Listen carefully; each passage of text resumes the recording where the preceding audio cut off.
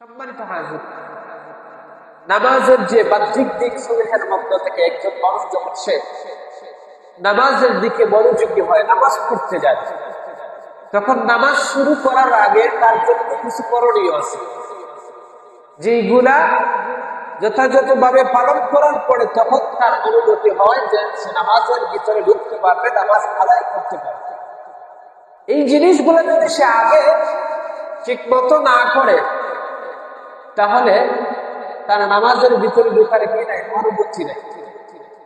সম্মানিত হাজির, আমরা ছোটবেলায় মধ্যে পড়েছিলাম যে নামাজের ভিতরে এবং বাহিরে 13 ফরজ, নামাজের বাহিরে 7টা ফরজ আছে। এগুলা নামাজ শুরু করার আগে এই 7টা ফরজ আগে আপনাকে কি করতে হবে, পালন করতে হবে, এরপরে আপনি নামাজ শুরু করবেন। এর মধ্যে 3টা হলো পবিত্রতা সংক্রান্ত। একটা হলো শরীর পাক, কাপড় পাক, নামাজের জায়গা পাক। এই 3টা পবিত্রতার সাথে সম্পৃক্ত। সম্মানিত হাজির, এই নাপাকি অপবিত্রতা এটা প্রথমত 2 ধরনের হয়ে থাকে। এক ধরনের নাপাকি যেটাকে বলা হয় নাজাসাতে হাকিকি কিতাবের ভাষায়, আর আরেকটা হলো নাজাসাতে হাকিকি। নাজাসাতে হাকিকি যেগুলা, যেই নাপাকগুলা চোখের মাধ্যমে দেখা যায়, বাহ্যিকভাবে দেখা যায়, এইগুলাকে বলা হয় নাজাসাতে হাকিকি।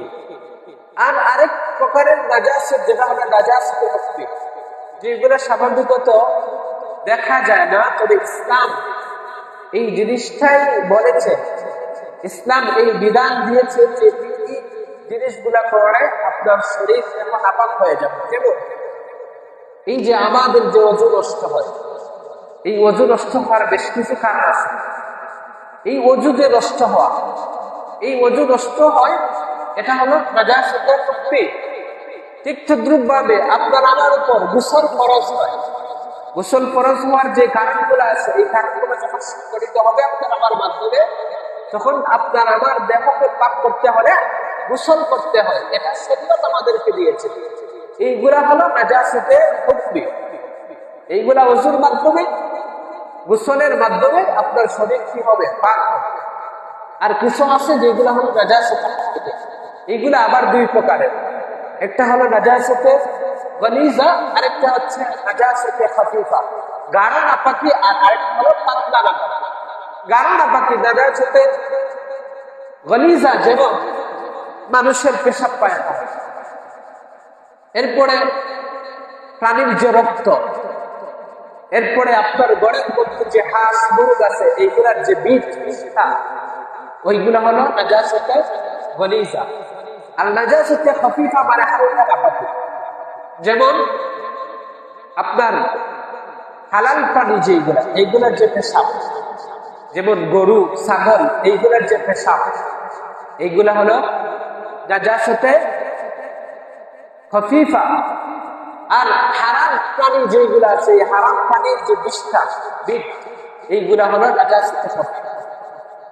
এই 2 ধরনের নাজাসাত, নাজাসাতে গলিজা, নাজাসাতে খাফিফা, বাড়ি নাপাকি, পাতলা নাপাকি, এইগুলো যদি আপনার শরীরের মধ্যে, কাপড়ের মধ্যে লাগে, এইগুলোর পাক করার পদ্ধতি কি?